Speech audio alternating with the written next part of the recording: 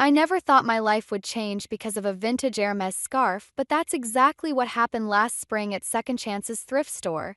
My name is Felicity, and I probably spend way too much time hunting for hidden fashion treasures between racks of other people's cast-offs.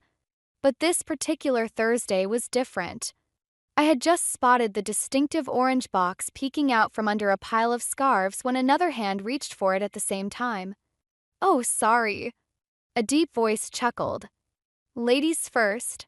I looked up to find myself staring into the warmest brown eyes I'd ever seen. The guy was tall, with slightly messy dark hair and a camera slung around his neck.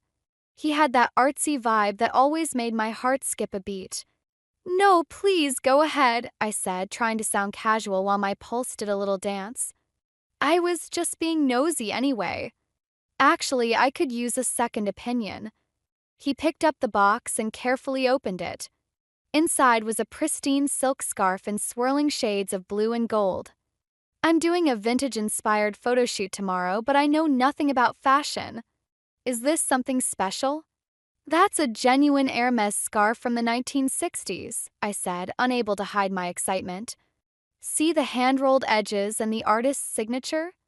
It's probably worth at least $500. His eyebrows shot up. "And it's priced at $15? How do you know all this?" "I'm a bit of a fashion nerd.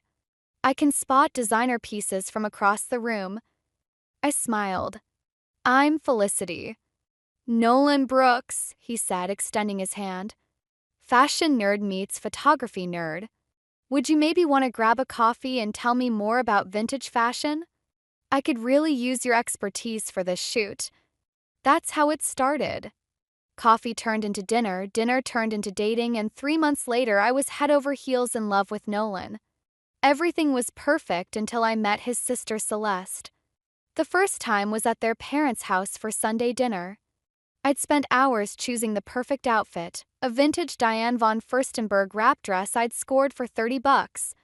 Nolan's parents, Evelyn and Gerald, were warm and welcoming, but Celeste's smile never quite reached her eyes. "Oh, how creative of you to wear secondhand clothes," she said, sipping her wine. "I could never." "Who knows where they've been?" "Celeste," Evelyn warned, but her daughter just shrugged. "I'm just saying, if you're going to be part of the Brooks family, you might want to consider upgrading your wardrobe. We have certain standards to maintain." I felt my cheeks burn as Nolan squeezed my hand under the table.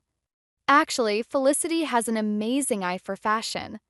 She's helping style my upcoming magazine shoot." "Really?" Celeste's perfectly manicured eyebrows arched. "How interesting. I just got engaged to Marcus Hale, of Hale Industries. We're planning the wedding of the season." Something in her tone made me uneasy, but I pushed the feeling aside. This was Nolan's sister, after all. I needed to make this work. Later that night, as Nolan drove me home, I caught him glancing at me worriedly. "I'm sorry about Celeste. She can be intense sometimes." "It's fine," I said, even though it wasn't. "She's probably just protective of her family." What I didn't say was how I'd seen Celeste watching me throughout dinner, studying every move I made, every word I spoke. I didn't mention how she'd cornered me in the kitchen and grilled me about my background, my job, my plans for the future. And I definitely didn't tell Nolan about the way she'd smiled when I mentioned wanting a small, intimate wedding someday, a smile that made me feel like I'd just handed her ammunition. I had no idea then that this was just the beginning, that Celeste Brooks was about to turn my life into her own personal chess game. But looking back now, I should have seen it coming. After all, the best vintage pieces always come with a history, and some of them hide dark secrets beneath their beautiful surfaces. The next few weeks were a blur of family dinners and forced smiles. I kept telling myself things would get better with Celeste, but each interaction left me feeling more like an outsider. Tonight was supposed to be different, a casual barbecue at the Brooks house to celebrate Nolan's latest magazine cover. I arrived early to help Evelyn in the kitchen, wearing a vintage Chanel blazer I'd restored myself. As I chopped vegetables, she touched the fabric admiringly. "You have such a gift, Felicity. The way you bring these pieces back to life." She paused, glancing toward the door. I hope you know that, Gerald, and I think you're wonderful for Nolan. Before I could respond, Celeste swept in wearing what looked like this season's entire Gucci collection. Mother, Marcus is bringing his parents tonight. Did you remember to get the expensive wine I asked for? I thought this was just a family dinner, I said, trying to keep my voice neutral. Celeste's laugh was like ice crackling. Oh, didn't Nolan tell you? I turned it into an engagement celebration. Marcus's father is thinking of featuring Nolan's photography in their company's new campaign. She touched my blazer. Is this secondhand? How brave of you. I felt my jaw tighten, but before I could respond, Nolan appeared, wrapping his arms around me from behind. Hey, beautiful. That blazer looks amazing on you. It should, Celeste said. The real thing costs about $12,000. She turned to her mother. We need to set up the formal dining room instead of eating outside. The Hales aren't exactly barbecue people. I watched Evelyn's face fall. She'd spent all day preparing Nolan's favorite grilled dishes. But Nolan wanted. Nolan understands how important this is for the family, don't you? Celeste's tone was sweet, but her eyes were sharp as she looked at her brother. Maybe we could do both, he suggested, already backing down. Set up inside but keep some food on the grill? I felt my heart sink as Evelyn quietly began moving dishes inside. This was supposed to be Nolan's celebration, but somehow Celeste had hijacked it, just like she seemed to be doing with everything else in our lives. During dinner, I found myself seated between Marcus's mother, who kept asking if my blazer was some kind of costume, and Celeste, who took every opportunity to mention the exclusive designer boutiques she was considering for her wedding dress. Of course, Felicity probably has some creative ideas for her own wedding, Celeste said suddenly, turning to me. What were you thinking? Something vintage, I assume? Table went quiet. Nolan and I hadn't even discussed marriage yet. I felt my face heat up as everyone waited for my response. I haven't really. Oh, that's right, Celeste interrupted. You haven't set a date yet, or even gotten engaged. She patted my hand. Don't worry, when it happens, I'll help you plan everything. After all, I'll have plenty of experience after my wedding. Gerald cleared his throat. Celeste, perhaps we could focus on celebrating Nolan's achievement tonight? Of course, Daddy. Celeste raised her glass. To Nolan's success and to family. Later, as guests were leaving, I overheard Celeste talking to Marcus in the hallway. Poor thing, she tries so hard to fit in. But you can't buy class, can you?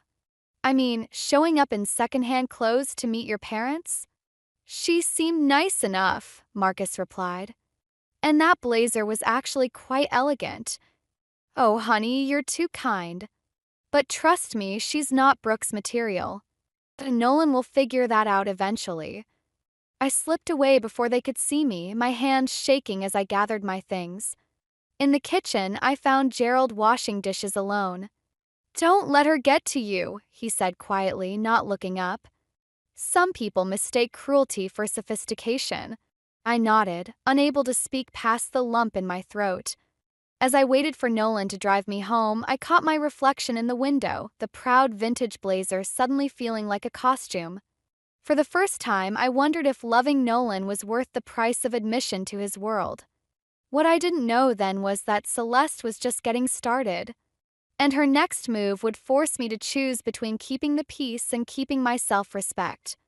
The moment everything changed happened at the Brooks family lake house. Nolan had just proposed the night before, a perfect sunset moment that felt like a dream. I should have known better than to think Celeste would let me have even 24 hours of pure happiness. I was helping Evelyn prepare lunch when I realized I'd left my engagement ring upstairs after washing my hands. As I approached Nolan's old bedroom, I heard Celeste's voice floating through the cracked door. It's actually perfect timing, she was saying. Now I can use all of Felicity's wedding ideas for my own. She'll never suspect I've been collecting them for months. I froze, my hand hovering over the doorknob. Are you sure that's necessary? It was Marcus's voice, sounding uncertain. Your brother just got engaged. Oh, please, their wedding will be some quirky vintage affair. I'm doing everyone a favor by elevating her ideas into something actually sophisticated. Besides, Nolan's been telling me everything: her dress design, the venue she wants, even the antique lace she found for the veil. My stomach lurched. I'd shared those details with Nolan in private moments, dreaming together about our future. He'd promised they were our secrets. Speaking of which, Celeste continued, I already called her dream venue and booked it for the weekend before their date. The deposit cleared this morning. Won't that seem obvious? Marcus asked. That's the beauty of it. She'll look crazy if she accuses me of copying her. For all, I'm the one getting married first now. Everyone will think she's the one copying me. I must have made a sound because the conversation stopped abruptly. I hurried back downstairs, my hands shaking so badly I had to grip the railing. In the kitchen, Nolan was helping his mother with the salad. He smiled when he saw me, but it faded when he noticed my expression. Hey, what's wrong? Can we talk? My voice sounded strange, even to me. Privately.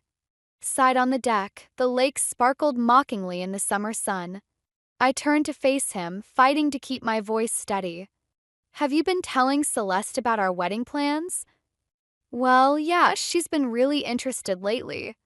She said she wants to help. He looked confused. Isn't that a good thing? She's planning to steal everything, Nolan. I just heard her talking to Marcus.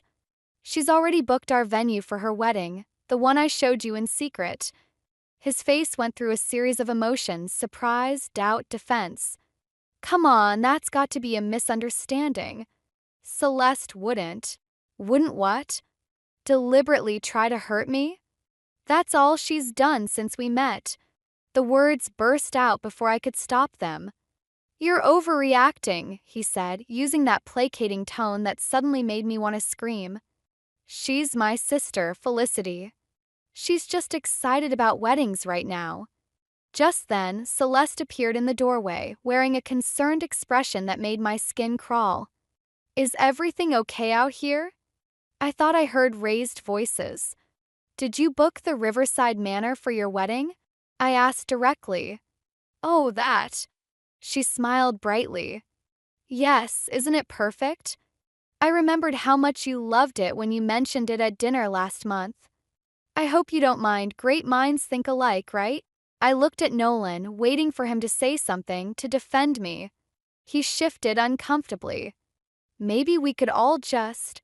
Just what? I interrupted, slipping off my engagement ring. Just pretend this isn't happening? Just let her steal every piece of our wedding like she's been planning for months? Felicity, don't be dramatic, Celeste said, her voice dripping with fake concern. If you're not ready to plan a wedding, just say so. I placed the ring on the deck railing, my vision blurring with tears of rage. You're right. I'm not ready. Not for this family, not for a husband who won't stand up for me. And definitely not for a sister-in-law who treats my life like it's her personal shopping catalog. As I walked away, I heard Nolan call my name, but it was Celeste's voice that followed me. See? I told you she wasn't Brooke's material. I got in my car and drove, not knowing then that this wasn't the end, it was just the beginning of my awakening.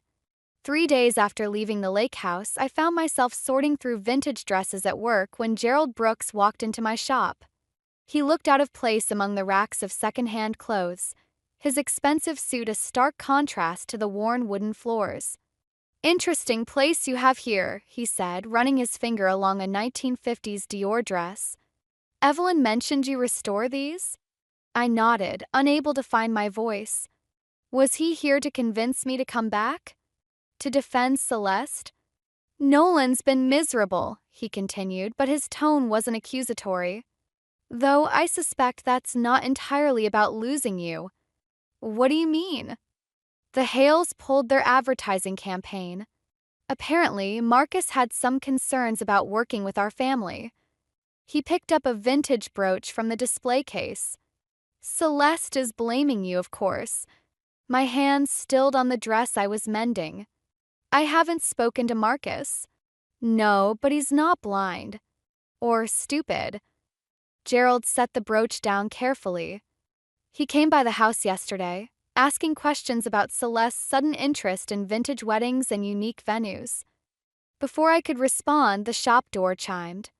Nolan walked in, stopping short when he saw his father. Dad? What are you doing here? Just leaving, actually. Gerald squeezed my shoulder as he passed. Remember what I said about authenticity, Felicity. Some things can't be copied no matter how hard people try. After he left, Nolan and I stood in uncomfortable silence. He looked tired, his usually perfect hair messy like he'd been running his hands through it. You left your ring, he said finally. You left me to face your sister alone. He winced. I talked to her. She agreed to change her wedding venue. That's not the point, Nolan. I picked up a damaged silk scarf, focusing on the torn edges rather than his face. She's been systematically trying to destroy anything good in my life, and you've been helping her do it. She's my sister, and I was supposed to be your wife. My voice cracked on the last word. But you couldn't even tell her to back off when she was literally stealing our wedding plans. I didn't think, he stopped, frustrated. Look, I brought something to show you. He pulled out his phone, showing me a series of texts from Celeste. My stomach turned as I read them, detailed questions about my wedding ideas, our private conversations, even photos she'd asked him to take of my design sketches. See? She was just excited about wedding planning. She wanted to help. I stared at him, realizing with sudden clarity that he truly couldn't see what was right in front of him. Or worse, he didn't want to. Your father said Marcus pulled the advertising campaign, I said quietly. Did you ever wonder why? Nolan's face clouded. Celeste said you must have said something to him. Of course she did. I laughed, but it wasn't a happy sound. And you believed her just like you always do. The shop door chimed again. This time it was Marcus himself, looking uncomfortable but determined. Sorry to interrupt, he said. Felicity, could we talk? About Celeste. Nolan stepped between us. Whatever she told you about my sister. She hasn't told me anything, Marcus cut in. That's why I'm here. I need to know if I'm making a mistake trusting Celeste. The irony of the moment wasn't lost on me, Celeste's fiancé coming to me for the truth while her own brother stood there defending her lies. I looked at Nolan, giving him one last chance. Do you want to tell him about the texts? About how your sister has been planning to steal my wedding piece by piece? Nolan's silence was deafening. I think you should go, I told him, turning away to hide my tears. Both of you. Whatever Celeste is or isn't doing, it's not my problem anymore. As they left, I heard Marcus ask Nolan, Did you really not see what she was doing to Felicity? I didn't hear Nolan's response, but I didn't need to. His silence had already told me everything I needed to know about where his loyalties lay. What I didn't realize then was that Marcus's visit would set in motion a chain of events that would change everything, not just for me and Nolan, but for the entire Brooks family. A week after Marcus's visit to my shop, I received an invitation to Celeste's wedding. Not just any invitation, an exact replica of the custom design I'd sketched in my private journal, the one I'd only ever shown to Nolan. My hands shook as I read the date, exactly 2 weeks before what would have been my wedding day. I was still staring at it when Evelyn called. I know this is awkward, she said, her voice strained. But Celeste insists you come. She says it would mean so much to her. I bet it would. I traced the delicate pattern I'd spent months designing. Did she tell you where she got the invitation design? A long pause. Felicity, please. She's trying to make amends. By stealing my wedding? The bitterness in my voice surprised even me. Actually, Evelyn hesitated. That's part of why I'm calling. Celeste wants you to help with her dress. She says your vintage expertise would be perfect for the alteration she needs. I almost laughed. What dress? The one she found at that little boutique in Paris. The 1950s Dior you mentioned loving? My stomach dropped.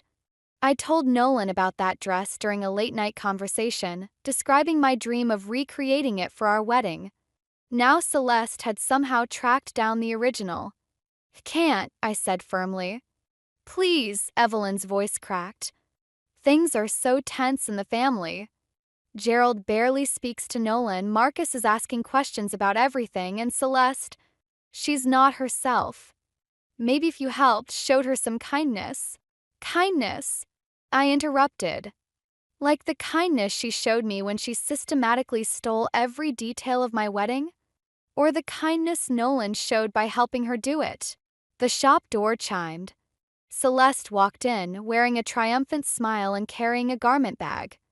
"I'll call you back," I told Evelyn, hanging up before she could respond. "Surprise!" Celeste sang out, laying the bag across my counter. "I need your magic touch with this. It's a bit delicate and you're the only one I trust." She unzipped the bag, revealing the exact dress I'd dreamed of wearing. The ivory silk was just as beautiful as I'd imagined. "How did you find it?" I asked, my voice hollow. "Oh, Nolan mentioned how much you loved it. I had my connections track it down." She smiled sweetly. "Consider this my olive branch. You help me with the alterations, and maybe we can put all this unpleasantness behind us." I stared at her, finally seeing clearly what I should have seen months ago.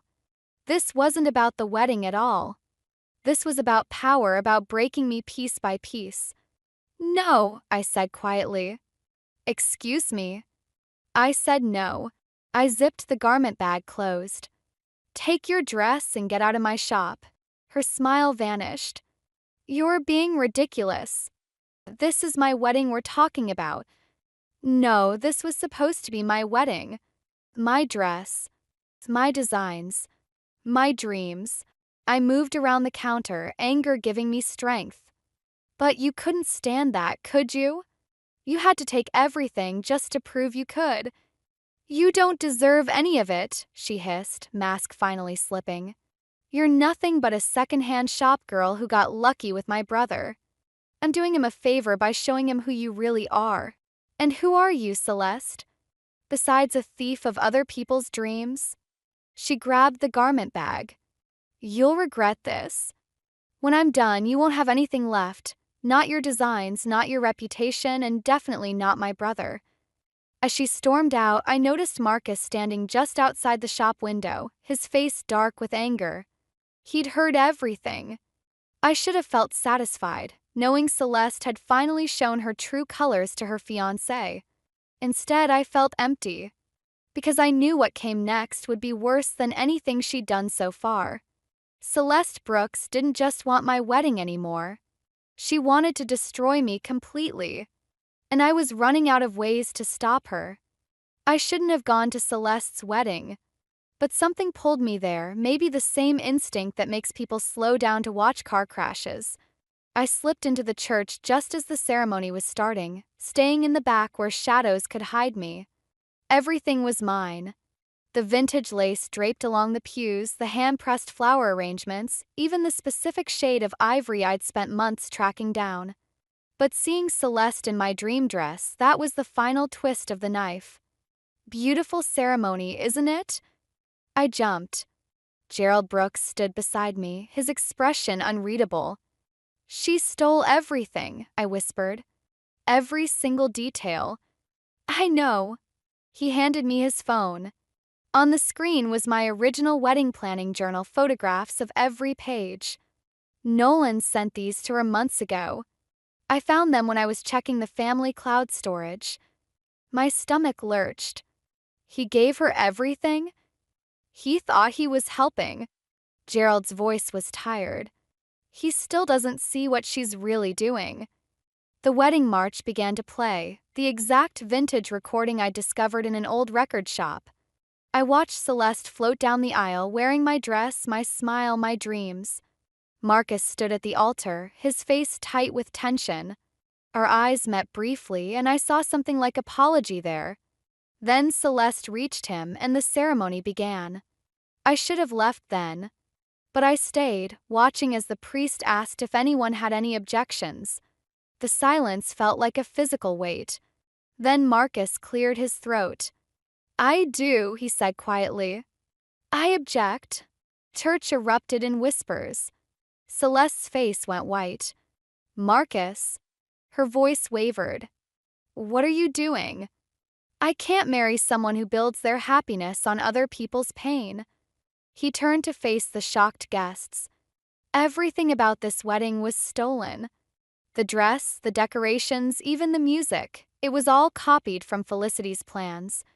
Plans that Celeste took without permission. That's ridiculous. Celeste's voice rose shrilly. Nolan, tell them. Nolan stood from his place in the front row, looking confused. I just shared some ideas with you. You said you wanted to help. Help? Marcus laughed bitterly. Is that what you call systematically destroying your brother's relationship? Stealing every detail of his wedding? It's not stealing if he gave them to me. Celeste shouted, mask finally cracking. Besides, I did her a favor.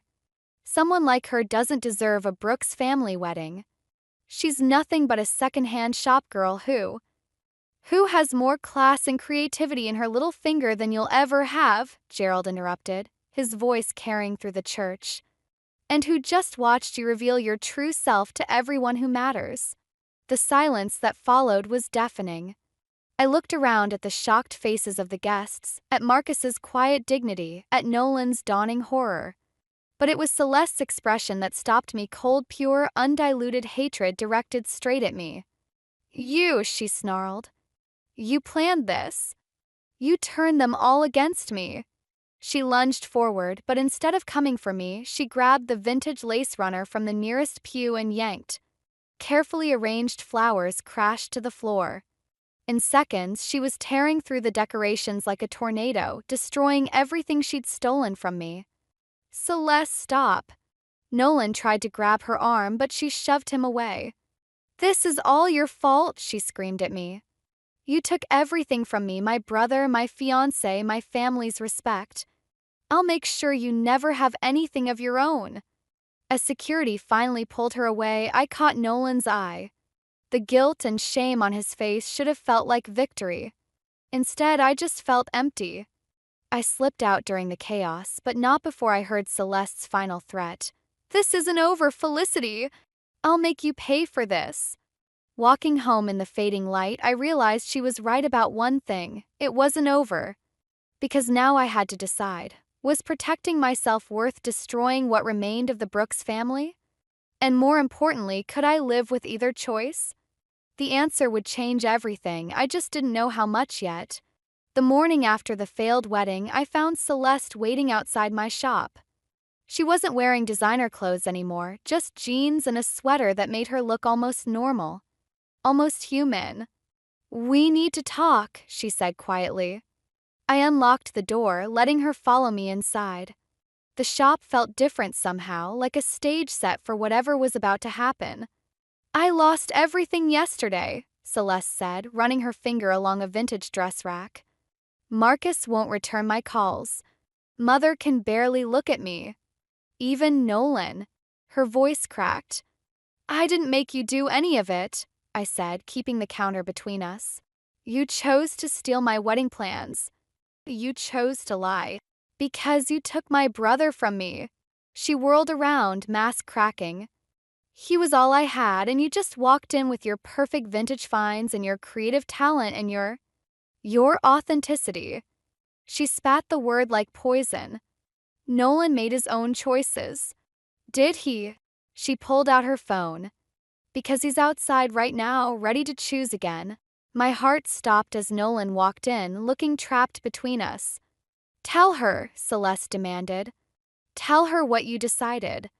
Nolan wouldn't meet my eyes. The family needs to heal, Felicity. We need to put this behind us. Maybe if you apologize to Celeste. Apologized? The word felt like glass in my mouth. For turning Marcus against her. For humiliating her at the wedding. I stared at him, finally seeing the truth. You still don't get it, do you? She didn't just steal my wedding plans, Nolan. She tried to steal my entire life, and you helped her do it. I never meant. No, you never meant anything. That's the problem. I turned to Celeste. You want an apology? Fine. I'm sorry I ever thought I could be part of this family. I'm sorry I wasted months loving someone who couldn't even see what was right in front of him. That's not good enough, Celeste said. You destroyed my life. Now I'll destroy your business. I've already called every supplier in the city, told them about how you sell knockoffs as authentic vintage. Actually, a new voice interrupted, you won't be doing that. Marcus stood in the doorway, holding a folder. I recorded everything, Celeste. Every threat, every lie, every attempt to destroy Felicity's reputation. I think the police would be very interested in this pattern of harassment. Celeste's face went white. You wouldn't. Try me. His voice was steel. The only reason I haven't turned this over already is because of Felicity. She asked me to wait to give you a chance to walk away. Is that true? Nolan asked me. I nodded. I didn't want to destroy your family, Nolan. I just wanted to protect myself. Felicity. He reached for my hand, but I stepped back. No. We're done. All of us. I looked at Celeste. Take your brother and go. Build whatever story you need to explain your failed wedding. I don't care anymore. You're making a mistake, she said, but her voice trembled. The only mistake was thinking I needed any of this. I opened the door. Goodbye, Celeste. Goodbye, Nolan. They left silently, Nolan casting one last desperate look over his shoulder. Marcus stayed behind. You could have destroyed them, he said quietly. Why didn't you? I touched a vintage silk scarf, the one that had started everything. Because I don't want to be like her. Some things are worth more than revenge. What will you do now? I smiled, feeling lighter than I had in months. What I've always done. Find beautiful things that others threw away and give them new life. Just, maybe not for the Brooks family anymore. As Marcus left, I turned the shop sign to open. Outside life went on. Inside, surrounded by the vintage pieces I'd lovingly restored, I finally understood. Sometimes the most valuable things we find aren't the ones we're looking for, but the parts of ourselves we discover along the way. And no one could steal that from me, not even Celeste Brooks. 6 months after Celeste's failed wedding, I stood in my new studio space, surrounded by the soft whisper of vintage silk and leather. The morning light filtered through tall windows, catching on the brass fixtures I'd salvaged from an old department store. Everything here had a story just like me. The bell chimed as Evelyn Brooks walked in, looking elegant but uncertain. This is beautiful, Felicity, she said, touching a restored Chanel jacket. Gerald said you'd done something special with the place, but this… Thank you. I adjusted a display, giving my hands something to do. I wasn't sure you'd come. Gerald insisted. He wants to talk about investing in your business. She paused, watching me carefully. Celeste left for Paris last week. I nodded, unsurprised. And Nolan? Taking assignments overseas. I think he finally understands what he lost. She moved closer, her voice softening. We all do. Before I could respond, Marcus appeared in the doorway. Since the wedding, he'd become an unexpected ally, helping me source rare vintage pieces through his business connections. Ready for the meeting? He asked, then noticed Evelyn. Mrs. Brooks, perfect timing. Did you tell her about the investment offer? I was just getting to that. Evelyn pulled out an envelope. Gerald and I want to help you expand. Your talent for restoration, your eye for beauty, it shouldn't be limited to one shop. Inside the envelope was a business proposal, funding for a chain of high-end vintage restoration boutiques, with me as creative director. The kind of opportunity I'd once dreamed about sharing with Nolan. I don't know, I said slowly. The Brooks family and I don't have the best history with partnerships. That's exactly why it needs to be you, Gerald said, appearing behind his wife. Someone who chose integrity over acceptance, who showed our family what we'd become. And what about Celeste? Nolan? They'll learn to live with it, Gerald said firmly. Just like they're learning to live with their choices. Marcus touched my arm gently. You don't have to decide now, but don't let what happens stop you from building something amazing. I looked around my studio, at the pieces I'd rescued and restored, at the sketches for designs that were entirely my own. Then I noticed something, a familiar orange box sitting on my counter. What's this? Found it at an estate sale, Marcus said, smiling. Thought you might want it back. Inside was the Hermes scarf from that first day with Nolan. But instead of feeling pain, I felt something else, closure. Okay, I said, looking at Gerald and Evelyn. But I have conditions. This is my vision, my designs. No compromises. We wouldn't want it any other way, Gerald replied. Later, after they'd left, I stood in my studio's doorway, watching the sunset paint the city gold. My phone buzzed with a text from an unknown number. I'm sorry. For everything. N. I didn't respond. Some vintage pieces are better left in their boxes, preserved as memories of who we used to be. Instead, I walked to my workbench where a damaged 1940s evening gown waited for restoration.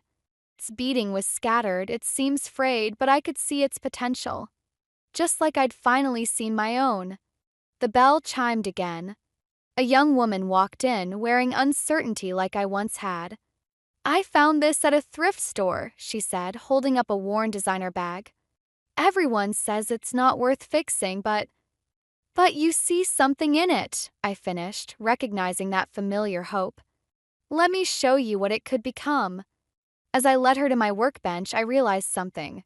Sometimes the most valuable things we restore aren't the vintage pieces we find, but the parts of ourselves we thought were broken beyond repair.